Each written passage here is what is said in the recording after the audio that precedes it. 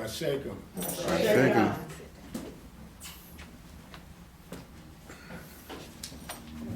Okay, today, our presenter, speaker is Arhata-Ji, Afrika, and his topic is crisis in consciousness.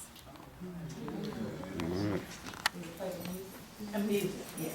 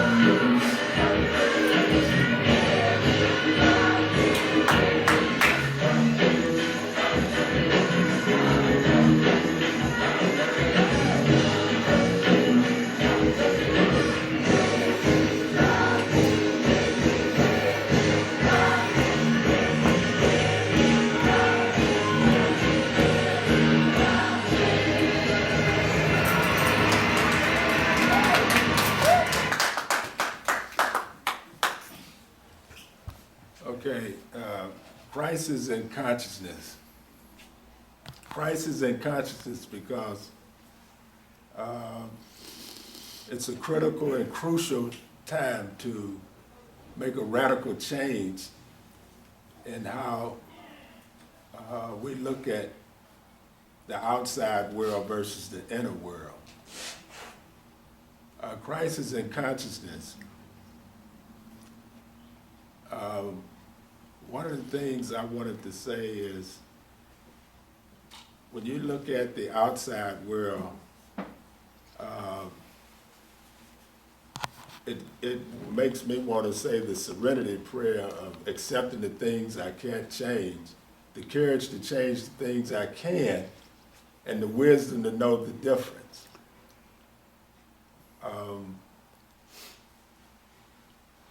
The difference is, I can't change the world, but I can change my inner self. Out in the world of spiritual selves, I've been trying to find a self higher than my spiritual self. And with finding the master, it gave me a radical and crucial, critical change in my life. And I find that everywhere I go, it's crisis in consciousness, especially among the people that I associate with, the people that's in my space. I see that crisis after crisis, tragedy after tragedy strike and confuse us, and we fail to dispel the negative effect of understanding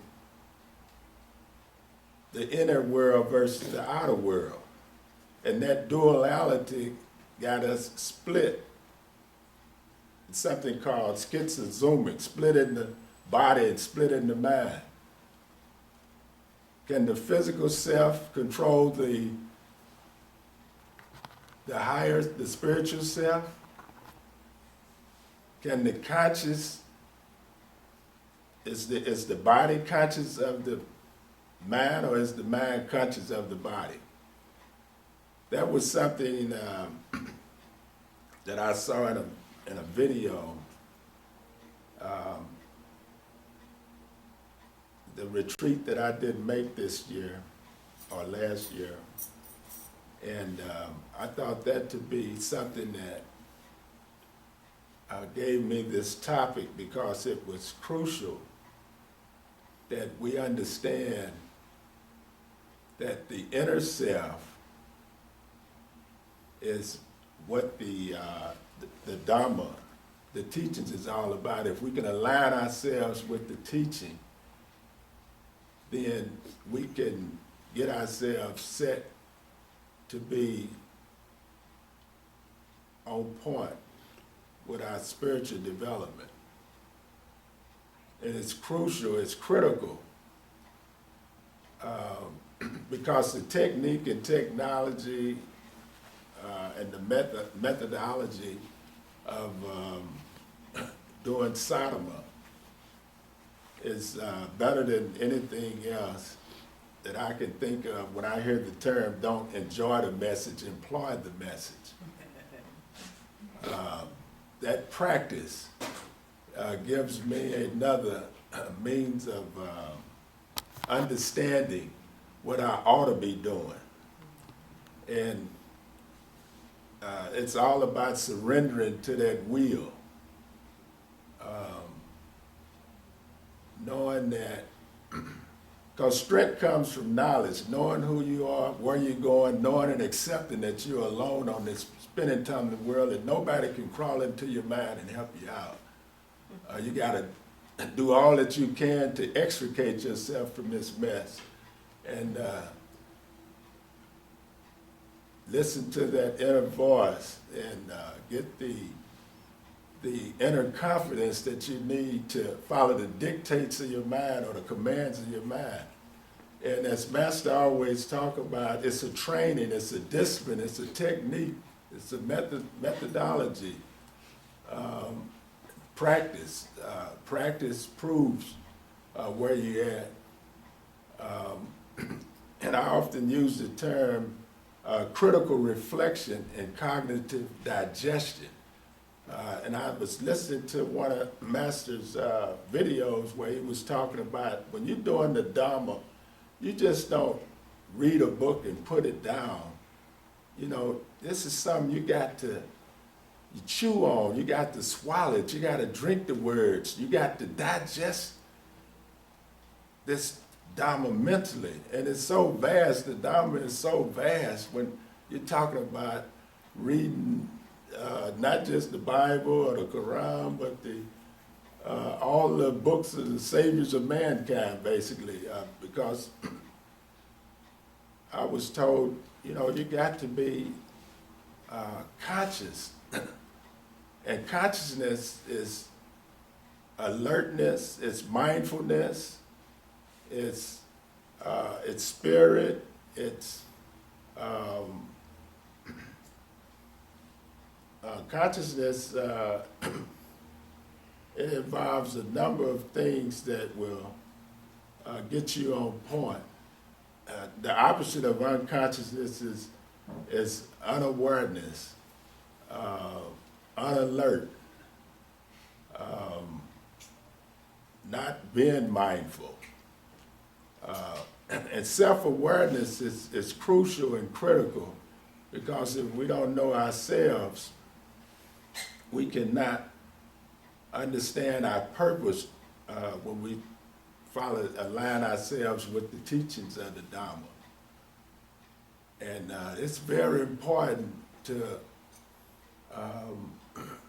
receive the truth and be able to discern reality from the make-believe, or to discern what's permanent and impermanent, and understand how important it is to detach from this outside world and attach to the innermost and uppermost things in your mind to follow the dictates or commands of your mind. Because everybody is born with a brain, but few choose to use it. And successful ones are gifted with the delicate balance of both mental and physical forcefulness.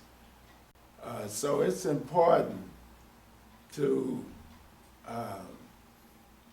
study, increase your self-awareness, increase your alertness, increase your mindfulness. So when the masters say go deep, you know, he's talking about going from to Prasad, to Secure, to Assad. You don't do the mantra. Everybody's here is not initiated. Okay. At any rate, so going deep and increasing your awareness is foremost in making that radical change. It's a constant struggle of vacillating from the outside world and the inner world, going inside. As I was told, you know, you take care of your business. We got to take care of our business. I go to work every day, and I have to take care of my business. And then every chance I get, try to get a snatch out. And the goal is to try to live a reflective and a contemplative and meditative lifestyle. Practice, and more practice. And I was just making a decision as to what it actually takes to be problem-free in a world full of problems, a world full of chaos and craziness. And I come to the conclusion that with meditation, the deeper that you can go to still the mind is, and still it to the point where you can exist without thinking. Will set you free from suffering, or set you free from sadness. I once read where the art to living is learning how to die. And by that, I mean killing off old bad habits and old faulty presuppositions that we blindly cling to certain things, like appearances or food or a car or, physical things. So it's important to understand these things. Where I work at, I'm in a speakers group. Every Monday I have a speakers group with about 40 to 50 people where I work at. So I get a lot of practice talking, but never talking about the things that I would like to talk about. Because we got to get our life on right and get our head on straight before it get too far, before it get too late. Because there's some fine examples of Radasi's pulling their own weight. And we all can jump on that train and change our own fate. Because with the collective wisdom in this room, and I find that it's more intelligence. I thought I was intelligent until I came to this. I realized there's much more intelligent people than me. I come across the master on WVON radio. And I realized, I say, that's it. That's what I'm looking for. I had a friend, when I first started to lose my vision in 95, I had a friend in East St. Louis, where I'm from, that was, he's hearing impaired, so he would always, I was the only one that would listen to him, so he would read all this spiritual stuff about Ra, and he had a lot of terminologies, which I won't go into, but he was always reading to me, and I would tape everything that he would read to me. And I had been listening to this stuff, and then when I met the master, I realized that this is right on point. So I had this conversation with the master. I told him, I said, I would love for this guy to meet you. He's hearing impaired, of course, but he has some listening devices. And the master said, yeah, well, that would be a good saver for me in this, in what I'm doing now. And he said that that's a good thing, But I say the one thing that we wasn't doing, we wasn't practicing, we didn't have the mental training and methodology of what to do and how to discipline ourselves. Because it's something that I find with every religion or spiritual aspirant out there, they don't have a discipline or they don't have the ancient training that I find here. And I find that to be essential, because when I realized what the Dharma was, I started to understand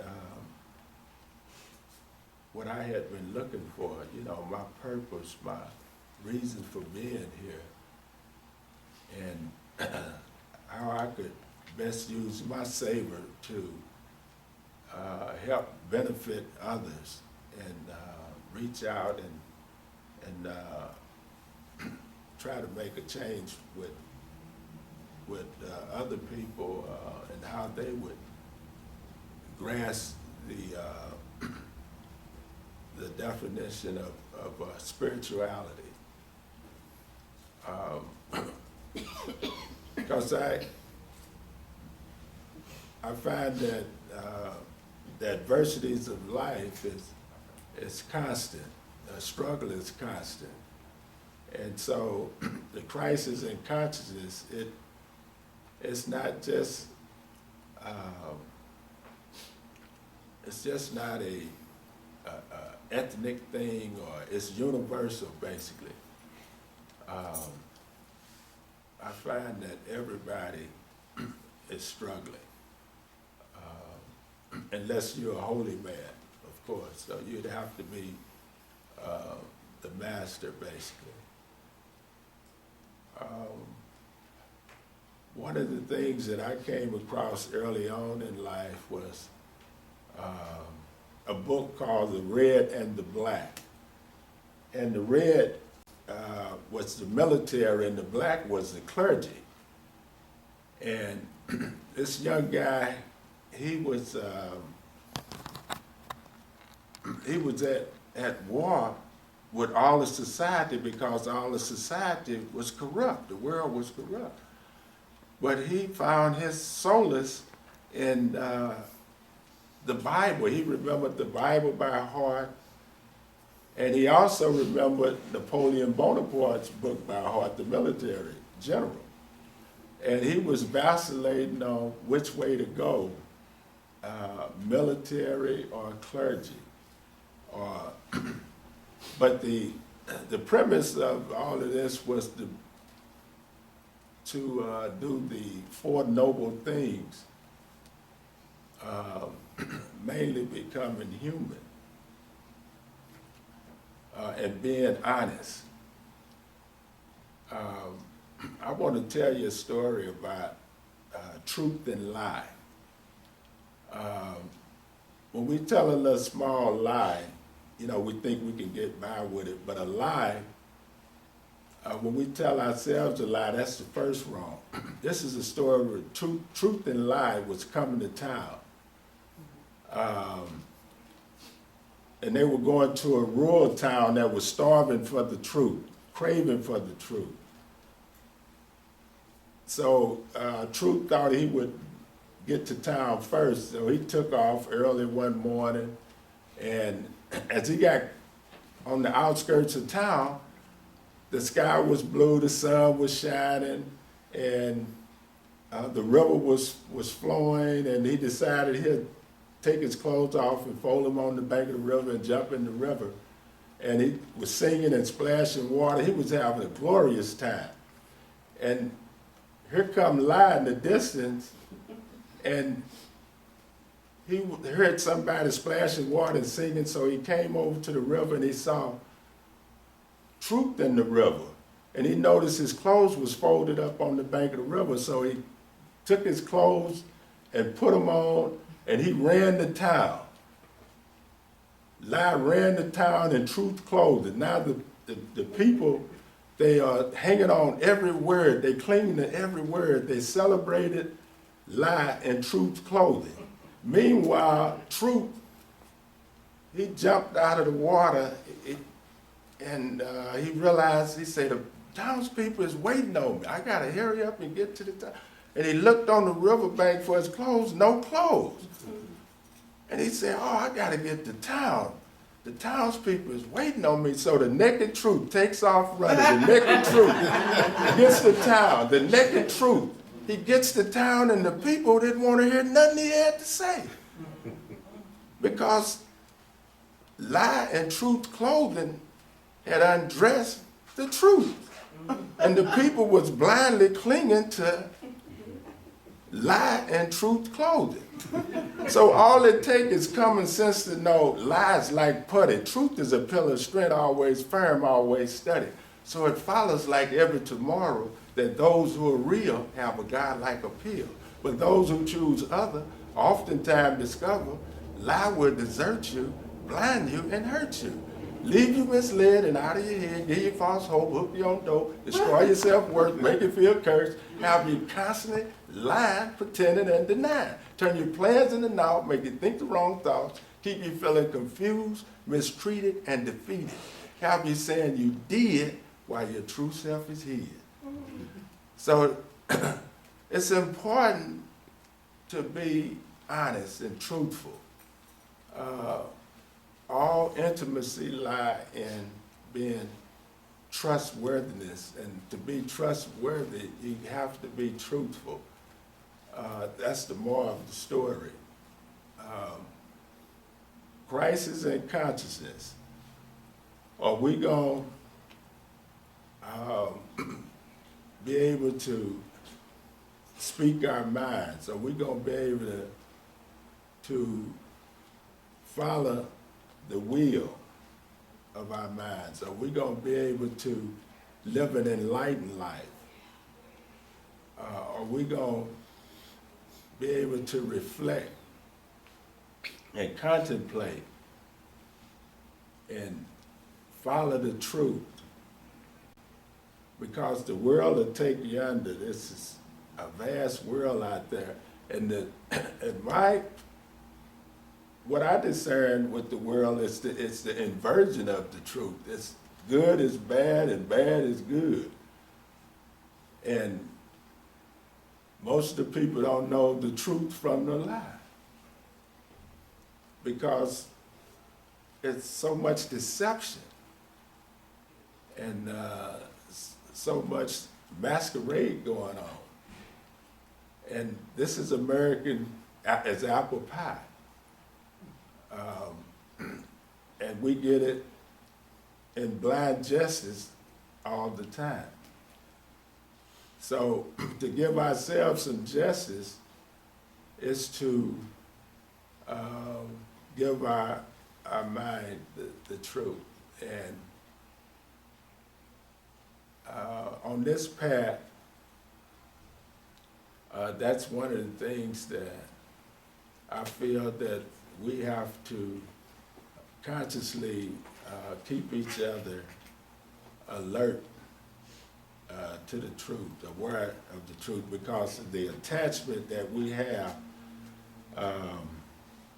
We blindly cling to things unknowingly, and we struggle with that. And with the support of each other, with the collective wisdom in this room, we can overcome that. We can bear witness to one another's struggles and support them in overcoming it. It's very important. I find that to be one of the most important things is to support. I heard Master say, you know, this is not a social group or it's not a something that you do because, say, your spouse is doing it and you want to do it. Each one of us have to do a individual practice, and where you're at in your practice is where you're at, and the deeper that you can go, the greater the understanding. And I found it important to realize that the mind is the problem solver. You want to be free from problems. Align yourself with the truth and the Dharma, and you can be free from problems. The deeper you go, the more you understand. My credo is, you tell me, I forget. You show me, I remember. You get me involved, and I understand. When I realized I had to come up here and speak, it intensified my understanding. You know, it intensified my understanding. I realized that, okay, I got a lot of homework to do. And I realized that I was, I became more acute about my awareness to what, for everything that was being taught and everything that was being said. I wanted to increase my mindfulness about everything. I wanted to increase my my focus on everything and understand how important reflection and contemplation and meditation in this sadhana, the practice. Practice to prove it, you know. Because if you haven't practiced, then you don't, you can't say that this is something you worked for. You know, it's not yours. And I start to understand you can't intellectualize this. When I heard the master say the mind has two functions. It's thinking about something all the time, and that thinking essentially occurs in the form of listening. And it is visualized in the form of that in which it is listening to. And we got to focus on that. We got to hold our attention to that. And throughout the day, when we out in the world, hold your attention there. And if you can go out and come back and your attention is still held at that point, then you have arrived, which is easier said than done, of course. Okay? Definitely easier said than done. Yes, sir. But I started to realize that this is really important when you take life serious. You know, you, as I said, crisis after crisis and tragedy after tragedy. You know, if you live in a world of destruction and death around you all the time, you know what I mean. This is very important because I started to realize that we have to channel all of our thinking to important things and significant things. And what is more significant than the Dhamma when you're on this path? And the crisis in consciousness is crucial and critical to maintain that attention, because where your attention is at is where you're at. And you can lose focus easily because there's so many distractions out there.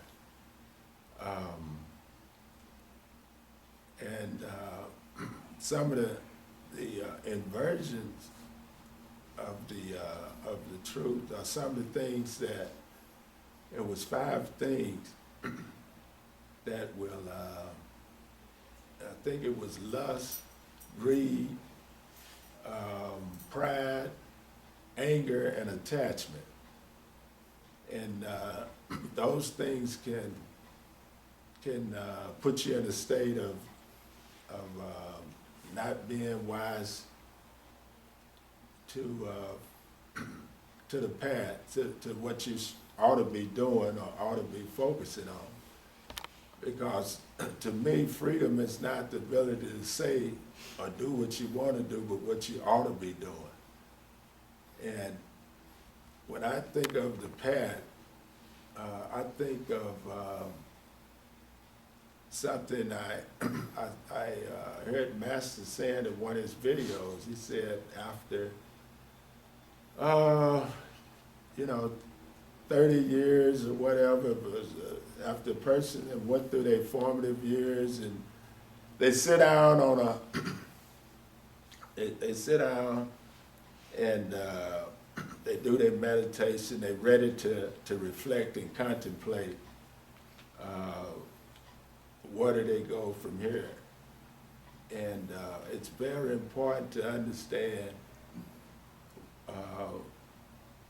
once you become aware, you have an obligatory duty or obligation or duty to follow your awareness, or else you grow old feeling that you fail in the obligation that is yours once you become aware.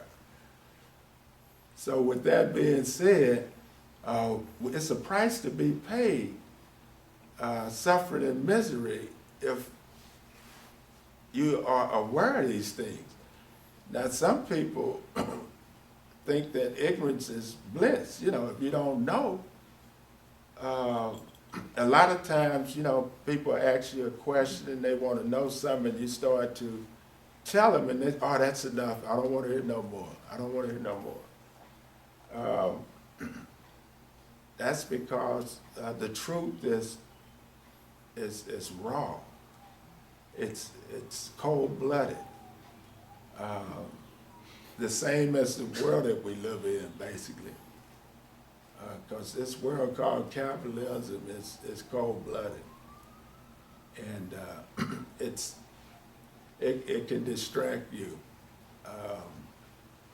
It can also attach you to money being your God. You get a lot of famous people.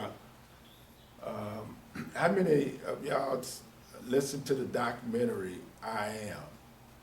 It came out about maybe 2 years ago, 2 summers ago. Anyway, this man, he became a multi-millionaire, then he became a billionaire.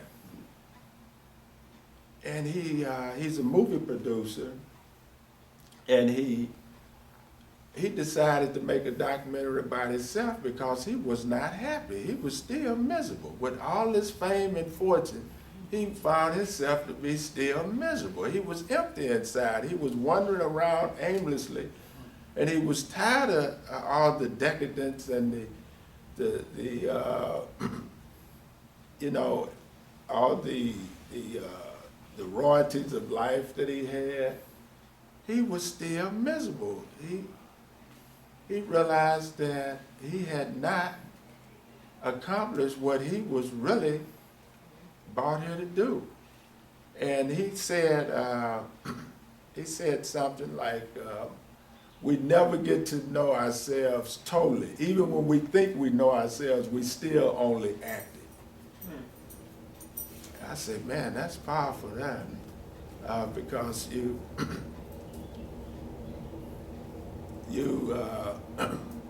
obviously, I guess everything is, if you're acting on something, that's a part of bringing some stage presence, I guess, to what you're doing.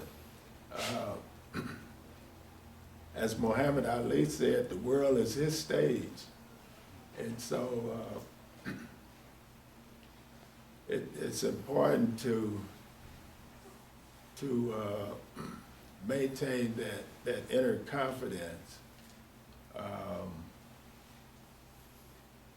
because of the attachments. When you got everything as this billionaire had, and he realized that when he bought his last colossal mansion, he walked into it and he realized, he said, I'm not happy no more. I'm tired of these,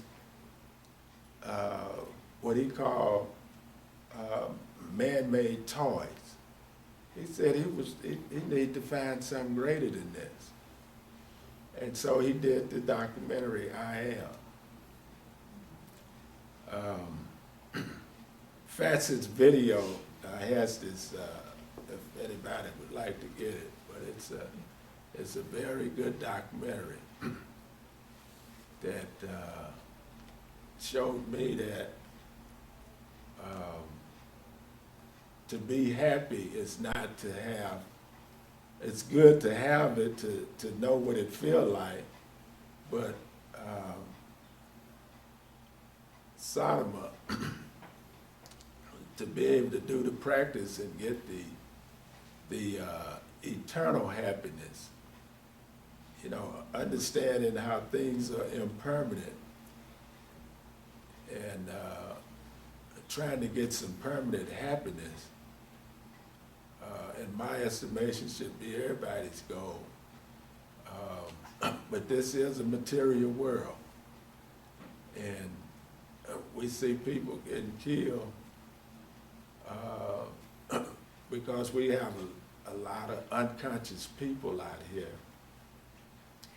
that live to, every awakening moment is to try to take what you have. So when we leave here, we won't leave anything. We won't take none of this with us. And that's the discernment of the permanent over the impermanent. All is impermanent. That's the greater illusion and deception. And I'm just proud to be a part of this group because of the reality of what we talk about and what satsang really mean. Being able to discuss the reality, because I always thought spirituality was something different than just consciousness. When I came here and I heard some profanity, I had to question that. And I realized that, okay, this is what being real is all about. Yes, yeah. So that was an awakening. That was another awakening for me, if we can only awake before we die, that's a crucial and critical, radical thing. When you, meet people that pass through your life, and you find that, some people are just asleep,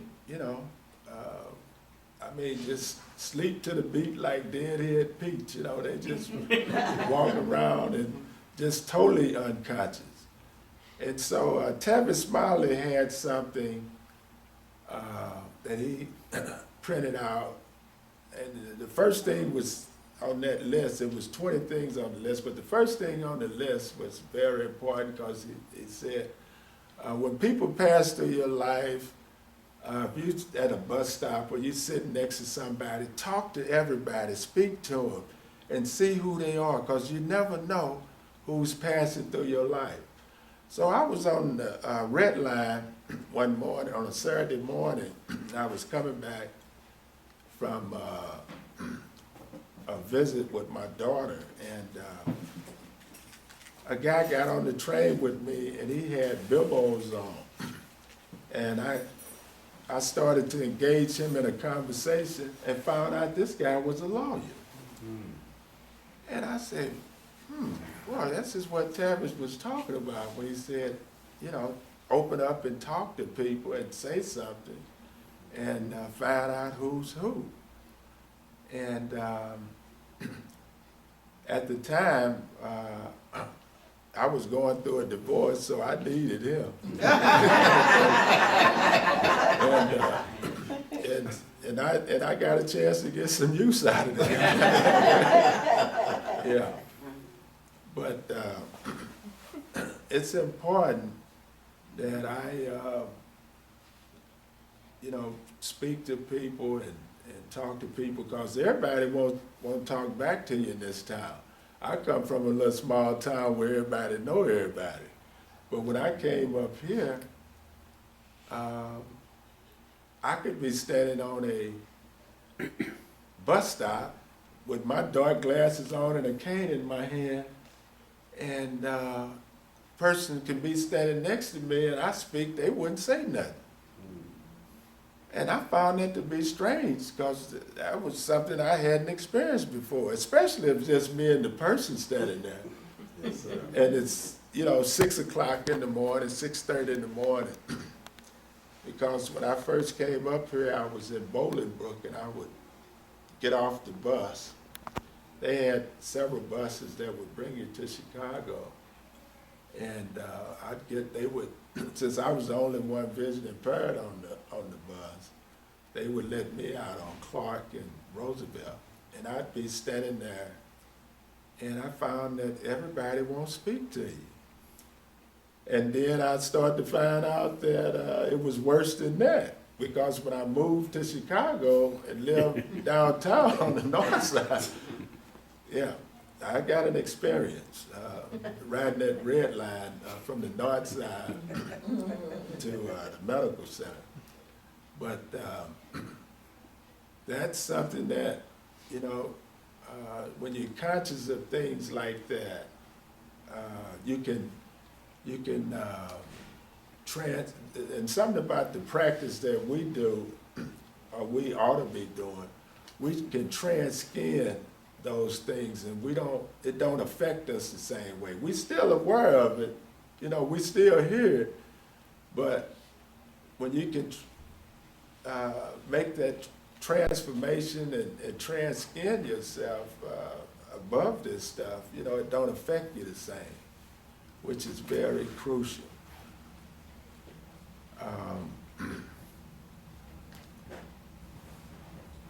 That's about all I have to say on crisis in consciousness. Is there any questions?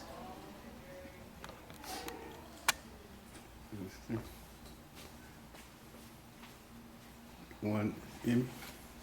When you talking about following the dictates of the mind, what do you mean by following the dictates of the mind? Well, the commands of your inner voice, your inner self. When you're contemplating or reflecting and your inner dialogue, you're making knowledge with yourself, and you adding, and you come to some precise or concise thing that you need to do. Then you must follow the dictates or the commands of your mind in that regard, or else you didn't have the courage to do it, You mean like the intuition, follow your intuition? Is that what you mean? No, the dictates is the command, what you've been commanded, or what your mind tell you that you should do. To be clear on it, when you are contemplating or reflecting on something, and you realize the reality of the situation, and you ain't got no money, but you need to go in here and rob this bank, and but you ain't got no gun to rob it, so your mind tell you not to do it, then you don't do it. If you got a lot of it has to do with being clear on what you're doing. You don't want to do the crazy thing and be in harm's way, but basically you're just doing the things that you are clear on, or what you discern as the truth, or what's right. Got another question? Arhata, have you had someone read you the ABD, the book that we got at retreat last year, the Arhata-Ji, have you had anybody read you that book? No. I think did I get that book from you, Arhata-Ji? I just gave it to you a couple Yeah. weeks ago. I have a device what we get at my job, I work with blind people. And we get what you call reasonable accommodation, and I got a device called the Pearl. And it actually takes pictures of the pages of the book and it reads it back to me. And I can take a tape recorder and tape, or you can download it, you know, the whole book on the computer, and it'll read it back to you. So that's how I get my reading done. So did you say you had read it or not? No, no, Not no, yet. not yet. Other questions? Good brother, I really appreciate your story and your wisdom. I really do. But let me ask you this. What was your crisis in consciousness, personally speaking? My crisis in consciousness was, before I lost my vision, I wanted to be a militant. I wanted to make some radical changes in this world. I wanted to bust people out of prisons, you know, because we didn't make none of these laws. Yes, sir. And there's too many of us, you know, too many of us in them. So I realized that, you know, I can't do that now. So when I found this path here, I said, this is the path for me.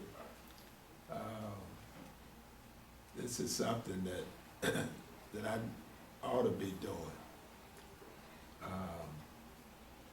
So if that answers your story, that was my crisis. I had to make a decision. And I thought it was a good decision. Yes, sir. Yeah. That's the decision in the world.